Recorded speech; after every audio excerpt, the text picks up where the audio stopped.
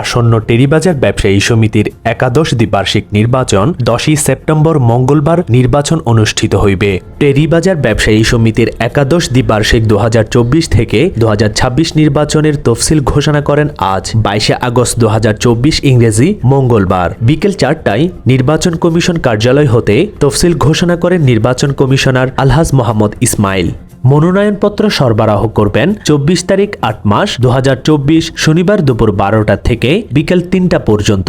মনোনয়নপত্র দাখিল করবেন 25 তারিখ 8 মাস 2024 রবিবার দুপুর 12টা থেকে বিকেল 3টা পর্যন্ত। মনোনয়নপত্র বাছাই 26 তারিখ 8 মাস 2024 সোমবার দুপুর 3টা থেকে বিকেল 5টা পর্যন্ত।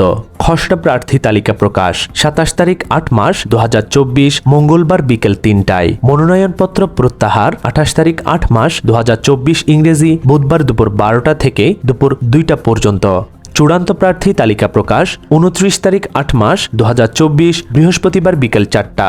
প্রতীক বরাদ্দ 31 তারিখ 8 মাস 2024 শনিবার দুপুর 12টা থেকে বিকেল 3টা পর্যন্ত। 10 তারিখ 9 মাস 2024 মঙ্গলবার সকাল 8টা থেকে বিকেল 4টা পর্যন্ত বিরতিহীনভাবে ভোট গ্রহণ চলবে।